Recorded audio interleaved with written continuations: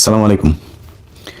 চোর, বাটপার, সন্ত্রাস, চাঁদাবাজ, লুটেরা শ্রেণী সব এক হয়েছে আবারও বাংলাদেশের সাধারণ মানুষকে শুষে খাবার জন্য।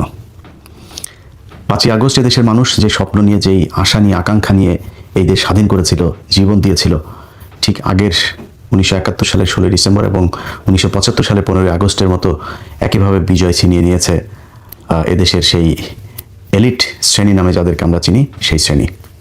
প্রথম 16 ডিসেম্বরের পর ভারতের সোনাগাজী থেকে আওয়ামী লীগের যেসব নেতারা ওই পারে পালিয়েছিলেন, তারা এসে হঠাৎ করেই এই দেশের যে মানুষগুলো দেশ স্বাধীন করেছিল তাদেরকে সরিয়ে দিয়ে তারপর চেয়ার দখল করেছিলেন। 1975 সালে যেই বীর সেনানীরা এই দেশকে স্বাধীন করেছিলেন 15ই আগস্ট, তাদেরকে এই দেশ থেকে সরিয়ে দেওয়া হয়েছিল। এরপরে নানান চড়াই উতরাই পার হয়ে তারপর জিয়াউর রহমান ক্ষমতায় গেলেও তাকেও খুব বেশি দিন থাকতে দেওয়া হয়নি।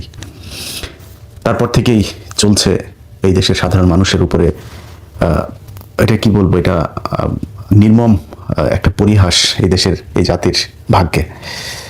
আজকে আমাদের চোখের সামনে সব কিছু হয়, আপনি কিছু বলতে পারবেন না। আপনি যদি বলেন তাহলে আপনি একা হয়ে যাবেন। যাই হোক, যেটাই হোক, আপনাকে এই শ্রেণীর সাথে যারা এই ক্ষমতার কেন্দ্রে আছে তাদেরকে বৃত্তাকার করে তারপর সেখানে ঘূর্ণায়মান হতে হবে। আপনাকে এর বিরুদ্ধে যাবেন, আপনাকে ছুঁড়ে ফেলা হবে। গেল 1.5 বছরে সবশেষ যদি আপনাদেরকে বলি, পিলখানা হত্যাকাণ্ডের একটা বিশাল ঘটনা তো এই দেশে ঘটেছে, তাই না? এবং সেটা নিয়ে একটা কমিশন গঠন করা উচিত ছিল। সে কমিশন গঠন করতে চায় নাই। আমরা ব্যাপক চাপ দিয়ে অনেক কথাবার্তা বলে টলে তারপরে, এখন হলে সেটাও করতো না, তখন তো তাও কিছুটা চাপ ফিল করতো, এখন এটাও করে না। এখন হলে করতোই না, যা বলে বলুক, এটা বলতে দেওয়ারে।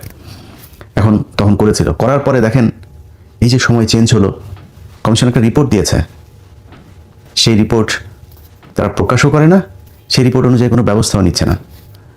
তো কমিশনের আপনার এটা করতে দেওয়ার দরকার ছিল কি? করে লাভটা হলো কি? এই দেশের আলেম সমাজ যাদেরকে এখনো পর্যন্ত জেলখানায় রাখা হয়েছে, তাদের নতুন করে আবার ফের জেলে নেওয়ার জন্য, এবং যারা আছে জেলে তাদেরকে এখনো আবার মানে আটকে রাখার জন্য নতুন করে সন্ত্রাস বিরোধী আইনের সেই মামলাগুলোকে জীবিত করা হচ্ছে। কেরানীগঞ্জে প্রথম আলো, অ্যান্টি টেরোরিজম ইউনিট পুলিশের এবং সিটিটিসি এরা মিলে ডিজিএফআই একটা চক্র কেরানীগঞ্জে, তাদের পূর্বের এক অভিনেতা আছে আলামিন নামে এক ব্যক্তি, তিনি এই বিভিন্ন মাদ্রাসা খুলতো, সে মাদ্রাসা খুলে নিজের মতো করে সেখানে কিছু ওই পোটলা পাটলি, বোমা টোমা হাবিজাবি বানানোর যে জিনিসপত্র আছে, এই ধরনের জিনিস নিয়ে রাখতো। নিয়ে রেখে তারপরে একটা বোমা মারার, মানে হঠাৎ করে ছোটোখাটো একটা বিস্ফোরণ ঘটাইতো। এই মাদ্রাসার ভিতরে বিশাল বিস্ফোরণ ঘটেছে। তো সেই ব্যক্তিকে দিয়ে, সেই ব্যক্তি 2017 সালে একবার মাদ্রাসায় এই কাজ করেছে, 2022 সালে একবার করেছে। তাকে আওয়ামী লীগ কখনো জেলে বেশি দিন রাখেন নাই। বর্তমান সরকারের সময় সে জেলের বাইরেই ছিল, তাকে হঠাৎ করে তাকে দিয়ে নতুন করে আরেকটা সেই একই ধরনের অভিনয় করানো হলো কেরানীগঞ্জে। সেই ব্যক্তি আলেমও না, কোনো ইসলামিক দলেরও কোনো কিছু না। তাকে দিয়ে এটা ঘটানোর পরে প্রথম আলো বিশাল করে 5-6টা নিউজ একটার পর একটা এই নিয়ে ডিসেম্বরের 26 তারিখের ঘটনা করে আবার ফের বুঝাইতে চাচ্ছেন। যে পত্রিকার খবর হয়তো আমি কি বলছি আপনারা বুঝতে পারছেন, হয়তো অনেকে দেখেন নাই। আপনারা না দেখলেও এগুলো কিন্তু দূতাবাসে পাঠানো হয়েছে। ডেইলি স্টার, আবার প্রথম আলো এটা তো আবার ইংলিশে করে, ডেইলি স্টার হুবহু ওই নিউজই করে, ওইটা পাঠানো হয়েছে দূতাবাসে। দূতাবাস দেখছে 25 তারিখে তারেক রহমান দেশে ঢুকলো, 26 তারিখে আবার ফের শুরু হয়ে গেল। এই যে আপনাদেরকে যত তেলবাজিরাজি করছে না প্রথম আলো, ডেইলি স্টার, আপনারা এদের চেহারা খুব ভালো করে জানেন, কিন্তু ভুলে গিয়েছেন। কারণ কি? ওই সেই লুটেরা, চাঁদাবাজ, ধান্দাবাজ, টেন্ডারবাজ সব এক হয়েছে, আবার ফের লুটে পুটে খাওয়ার এক নতুন বন্দোবস্ত শুরু হয়েছে। এটার বিরুদ্ধে কথা বলবেন, আপনি কোনো জায়গায় পাত্তা পাবেন না। আপনাকে সব জায়গা থেকে বন্ধ করে দেওয়া হবে, সব জায়গা থেকে আপনার গলা চেপে ধরা হবে। আপনি যেন মানুষের জন্য, এই দেশের কোনো রাজনীতিবিদ, কোনো কেউ যারা ক্ষমতায় ছিল, কেউ কোনোদিন আপনাদের জন্য, এই দেশের মানুষের জন্য কিছু করে নাই। এই যে আমাদের দেশে বন্যা হয় না, এই বন্যাটাও রাজনীতিবিদদের জন্য আশীর্বাদ। বন্যায় আপনার সব কিছু হারায় যায়, কিন্তু আপনার এলাকার চেয়ারম্যানের ঘরে আগের চাইতে আরও বেশি সম্পদের পাহাড় হয়। আপনার এলাকার যে ইউএনও আছে, আপনার এলাকার যে ডিসি আছে, সবার ঘরে ঘরে টাকা। সবচাইতে বেশি লাভবান হয় দুর্যোগ ত্রাণ মন্ত্রণালয় আছে না, এদের পুরো পরিবার দোয়া করতে থাকে পুরো সারা বছর, কখন বন্যা আসবে, বর্ষা আসবে, জলোচ্ছ্বাস হবে, ঘূর্ণিঝড় হবে, এদের ঈদ লেগে যায়। আপনার চিকিৎসার জন্য আপনাকে সরকারি হাসপাতালের ওই বেডের নিচে যে জায়গা আছে, ওইখানে স্বেচ্ছেতে জায়গায় প্রস্রাব পায়খানার মধ্যে আপনার ফেলে রাখা হয়েছে। আপনার ট্রিটমেন্ট হইলো না হলে এটা নিয়ে কেউ চিন্তা করে নাই, কারণ তাদের পাতলা পায়খানা হইলো সোজা সিঙ্গাপুরে যাওয়ার ব্যবস্থা করা আছে। এটাই আমার সেই দেশ। সেখান থেকে মনে হয়েছিল যে আমরা বোধহয় বের হইয়া একটা সুন্দর একটা জায়গায় যাব, কেউই চেষ্টা করে নাই। এই যে 2 দিন পর পর ভূমিকম্প হয় না, আল্লাহ না করুক, এটা আপনাদের জন্য একটা বিশাল সংকেত। এই সংকেত দিয়ে বোঝানো হচ্ছে যে 2200 মানুষকে আপনাদের চোখের সামনে মারা হয়েছে, সেই রক্তের সাথে আপনারা বেইমানি করেছেন নিজেদের চেয়ারগুলো পেয়ে। তারপর খুব সুখে আছেন মনে করেন, এত সুখ মনে করার কিছু নাই। ওই যে আগার গায়ে, ওই যে গাজীপুরে বৃদ্ধাশ্রমগুলো আছে না, যায় দেখেন, কোনো রিক্সাওয়ালার মা ওই জায়গায় নাই। আপনাদের মতো চেয়ারে বসে থাকা মানুষকে তার শরীরের ক্যান্সারের এই যে একটা কেমোথেরাপি দিতে গেলে এই সরকারি হাসপাতালে মহাখালীতে যায় দেখেন, নিজের চোখে দেখেছি। হাসপাতাল নিয়ে অনেক নিউজ আছে আমার, যে দেখেন কিভাবে বসিয়ে রাখা হয়েছে তাদেরকে। টাকা দিতে হয়, না দিলে কেমন সিরিয়াল পাওয়া যায় না।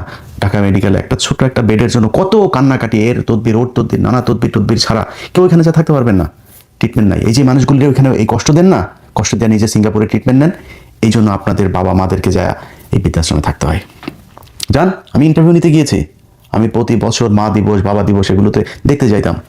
কোথায় গুলশানে বাড়ি, কোথায় অমুক বিশ্ববিদ্যালয়ের বিশাল বড় এক প্রফেসর, অমুক সেনাবাহিনীর ব্রিগেডিয়ার একজন, পুলিশের অমুক ডিআইজি, এদের মারা, এদের বাপারা ওইখানে থাকে। এটাই মানুষের অভিশাপ। আমরা এই দুনিয়ায় কেউই একদম 100% ফেরেশতা হয়ে আসি নাই। আমাদের সবার ছোট বড় পাপ সাপ আছে, কিন্তু মিনিমাম এই মানুষগুলো করার জন্য ভাই এত টাকার তো দরকার নেই। টাকা খাইতে পারতেন তো, আপনার তো টাকা খাওয়ার সেই ব্যবস্থা আছে, আপনি খাইতে পারতেন, সমস্যা কি? এইভাবে লুটপাট করতে হবে? কি দেখেন নাই শেখ হাসিনার যে পতন, পতন দেখেন নাই? এই পতনের পরে আপনি কোন আশায় আবার ফের নতুন করে এগুলো শুরু করেছেন? আপনারা কি মনে করেন এগুলোর বিচার হবে না? এগুলো এমনি পার পেয়ে যাবেন? কিছু কিছু ডিসি, পুলিশ, এসপি, এদের ভাবসাব দেখলে মনে হয় যেন 5 আগস্ট এরা নিজের চোখে দেখে নাই। আজকে এই যে জোর জুলুম করে বিভিন্ন জায়গায়, আমি কোনো দলের ব্যাপারে বলছি না, এক দলের ঋণ খেলাপি তার প্রমাণ আছে, তারে মনোনয়ন বৈধ। একজনের ছোট্ট একটা নামের বানান ভুল, বাদ, ওইটা ওনাদের যেমনে মনে চায় তেমনে করছেন। 5 আগস্ট দেখেন নাই? ওই যে সিরাজগঞ্জের ওইখানে এক থানার ভিতরে কয়টা পড়েছিল দেখেন নাই? কিন্তু আপনাদের চোখের সামনেই ঘটেছে। সো আপনারা যদি মনে করেন যে সামনে যারা ক্ষমতায় আসবেন তারা আরেক শেখ হাসিনা হয়ে যাবেন, বাংলাদেশের মানুষ এটা খুব সহজভাবে মেনে নেবে না, এবং মানুষ এখন মানবেও না। এত ক্ষমতাশালী না, মানে হাসিনার পিছনে সারা পৃথিবী ছিল, এটা সত্যি কথা। এই যে মানুষ যে আলেমদেরকে মারতো না, মেরে মেরে মেরে মেরে তারপরে এই দেশটাকে বানানো হয়েছে একটা জঙ্গি রাষ্ট্র। এই জঙ্গি রাষ্ট্রকে বাঁচাইতে হলে কি করতে হবে? শেখ হাসিনাকেই রাখতে হবে। যদি না রাখো তাহলে তোমরা কিন্তু ওই দেশ কিন্তু জঙ্গি ধরে নিয়ে যাবে, এরকম এক চিত্র তুলে ধরা হয়েছিল। পাশের শক্তিশালী দেশ ভারত সর্বোচ্চ সাপোর্ট দিয়েছে তাদেরকে। আপনারা কোন দল, বিএনপি বা জামাত, যে আসেন আপনাদেরকে দিবে? করেন নাই, ঠিক করেন নাই। নিজেরা ঠিক হবেন এরকম কোনো আলামত নিজের চোখে দেখছে না। সব জায়গাতে একই অবস্থা, যা মনে চায়, যার যেভাবে মনে চায়।